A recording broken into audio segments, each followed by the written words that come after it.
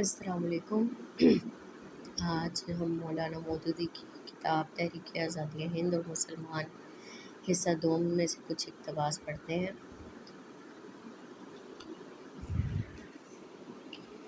اسلام کی راہ راست اور اس سے انحراف کی راہیں۔ یہ آرٹیکل انہوں نے 1941 میں لکھا تھا۔ مسلمانوں میں سے جو لوگ پاکستان کے نصب العین پر اپنی نظر جمائے ہوئے ہیں اور جو انگریزی حکومت سے ہندوستان کی آزادی پر اپنی تمام امیدوں کا انحصار رکھتے ہیں اور جو ان دونوں کے درمیان مختلف راہیں تلاش کر رہے ہیں، ان سب کے اندر ایک چیز مجھے مشترک نظر آتی ہے، اور وہ یہ ہے کہ اسلام کے اصلی نصب العین کی طرف براہ راست پیش قدمی کرنے سے یہ سب لوگ جھجکتے ہیں۔ مشکلات کا ایک بہت بڑا پہاڑ ان کو اس راستے میں حائل نظر آتا ہے، اور اس کو دور سے دیکھ کر یہ دائیں یا بائیں جانب مڑ جاتے ہیں تاکہ پھیر کے راستوں سے نکل جائیں۔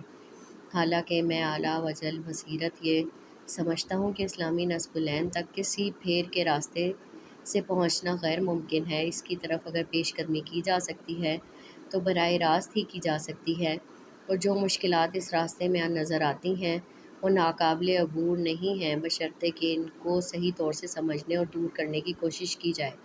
اوپر کے فقرے میں جو مجمل دعویٰ میں نے کیا ہے، اب میں اس کا تجزیہ کر کے ایک ایک جز پر الگ الگ بحث کروں گا۔ نمبر 1، اصل اسلامی نصب العین کیا ہے؟ نمبر 2، اس کی طرف پیش قدمی کا سیدھا راستہ کون سا ہے؟ نمبر 3، اس راستے میں جو مشکلات نظر آتی ہیں وہ کیا ہیں؟ نمبر 4، ان مشکلات کو دیکھ کر پھیر کے راستے کون کون سے اختیار کیے جا رہے ہیں؟ نمبر 5، ان مختلف راستوں میں غلطی کیا ہے اور یہ اصل مقصود تک کیوں نہیں پہنچا سکتے؟ نمبر 6، مشکلات کی حقیقی نوعیت کیا ہے اور وہ کس طرح دور ہو سکتی ہیں؟ یہ سوالات ہیں جن پر مجھے اس مضمون میں مختصراً بحث کرنی ہے۔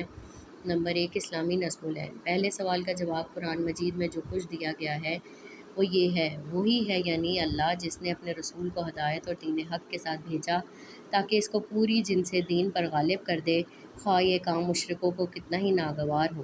اس آیت میں الہدا ہدایت سے مراد دنیا میں زندگی بسر کرنے کا صحیح طریقہ ہے۔ انفرادی برتاؤ، خاندانی نظام، سوسائٹی کی ترکیب، معاشی معاملات، ملکی انتظام، سیاسی حکمت عملی، بین الاقوامی تعلقات، غرض زندگی کے تمام پہلوؤں میں انسانی زندگی کے لیے صحیح رویہ کیا ہونا چاہیے، یہ چیز اللہ نے اپنے رسول کو بتا کر بھیجا ہے۔ دوسری چیز جو اللہ کا رسول لے کر آیا ہے وہ دین حق ہے۔ دین کے معنی اطاعت کے ہیں۔ کیش اور مذہب کے لیے جو دین کا لفظ استعمال ہوتا ہے یہ اس کا اصل مفہوم نہیں ہے، بلکہ اس کو دین اس وجہ سے کہتے ہیں کہ اس میں بھی انسان خیال و عمل کے ایک خاص سسٹم کی اطاعت کرتا ہے۔ دراصل دین کا لفظ قریب قریب وہی معنی رکھتا ہے جو زمانہ حال میں اسٹیٹ کے معنی ہے۔ لوگوں کا کسی بالا تر اقتدار کو تسلیم کر کے اس کی اطاعت کرنا، یہ اسٹیٹ ہے۔ یہی دین کا مفہوم بھی ہے، اور دین حق یہ ہے کہ انسان دوسرے انسانوں کی، خود اپنے نفس کی اور تمام مخلوقات کی بندگی و اطاعت چھوڑ کر صرف اللہ کے اقتدار اعلیٰ کو تسلیم کرے اور اسی کی بندگی و اطاعت اختیار کرے۔ بس در حقیقت اللہ کا رسول اپنے بھیجنے والے کی طرف سے ایک ایسے اسٹیٹ کا نظام لے کر آیا ہے جس میں نہ تو انسان کی خود اختیاری کے لیے کوئی جگہ ہے، نہ انسان پر انسان کی حاکمیت کے لیے کوئی مقام، بلکہ حاکمیت اور اقتدار اعلیٰ جو کچھ بھی ہے صرف اللہ کے لیے ہے۔ اس آیت کی تفسیر میں جو کچھ میں نے لکھا ہے اس کے سمجھنے میں بہت سے لوگوں کو غلط فہمی ہوئی ہے۔ اس کی وجہ یہ ہے کہ جب تک کسی شخص کی نظر جدید نظریہ ریاست، تھیوری آف اسٹیٹ پر نہ ہو، اس کے لیے اس مضمون کا سمجھنا مشکل ہے۔ موجودہ زمانے میں اسٹیٹ محض اس انتظامی مشینری کا نام نہیں ہے جو اندرونی نظم مملکت کا تحفظ اور بیرونی حملوں کی مدافعت کرتی ہے، بلکہ آج کل کا اسٹیٹ در حقیقت پوری انسانی زندگی کا ٹھیک اسی طرح احاطہ کرتا ہے جس طرح مذہب کرتا ہے۔ اشتراکی اسٹیٹ ہو یا فاشسٹی یا جمہوری، ہر ایک کی بنیاد میں ایک خاص مابعدالطبعی نظریہ ہے، ایک خاص تصور کائنات ہے، ایک خاص تصور انسان ہے، ایک خاص فلسفہ اخلاق اور ایک خاص اجتماعی فلسفہ ہے۔ پھر ان میں سے ہر ایک اپنے مخصوص فلسفے کے لحاظ سے ایک مقتدر اعلیٰ کا تعین کرتا ہے، مثلاً قوم یا باشندگان ملک یا کمیونٹی جس کی نیابت و خلافت کسی ڈکٹیٹر یا پارلیمنٹ یا پارٹی کے سپرد ہوتی ہے۔ پھر اسٹیٹ کی حدود میں رہنے والے تمام افراد سے اس مقتدر اعلیٰ کی حاکمیت تسلیم کرنے اور اس کی غیر محدود اطاعت کرنے کا مطالبہ کیا جاتا ہے۔ افراد کی زندگی اور بحیثیت مجموعی سوسائٹی کی زندگی کا کوئی شعبہ اسٹیٹ کی گرفت سے باہر نہیں ہوتا۔ اسٹیٹ ہی اپنے نظریات کے مطابق ان کی تعلیم اور تعمیر سیرت کا ذمہ لیتا ہے۔ اسٹیٹ ہی اپنے فلسفہ اخلاق کے مطابق ان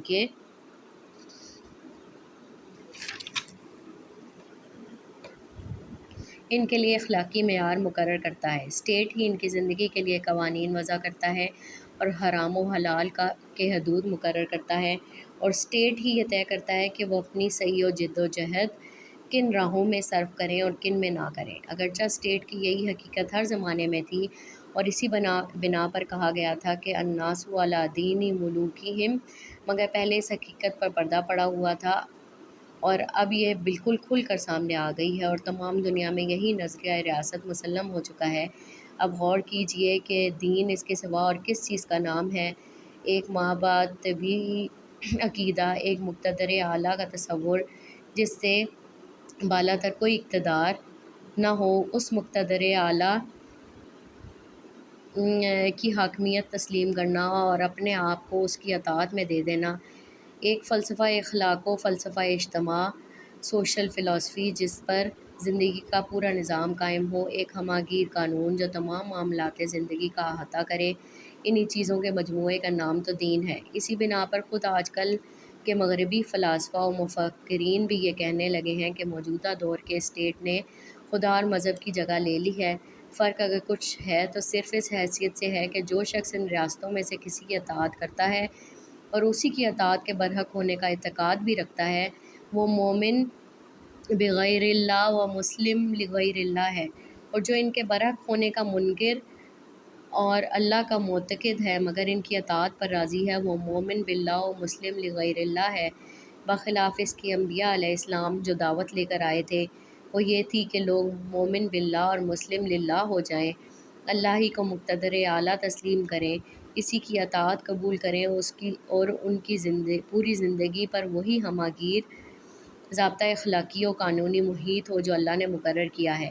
اس چیز کو میں جن الفاظ میں بیان کرتا ہوں بلا شبہ وہ متقدمین کے ہاں کہیں نہیں ملیں گے، کیونکہ اس وقت یہ الفاظ ان معنی کے ساتھ مستعمل نہ ہوتے تھے، مگر انصاف کے ساتھ دیکھیے کہ جس حقیقت کو میں بیان کر رہا ہوں کیا وہی قرآن میں بیان نہیں ہوئی ہے، اور کیا اسی کو تمام ائمہ بیان کرتے نہیں چلے آ رہے ہیں؟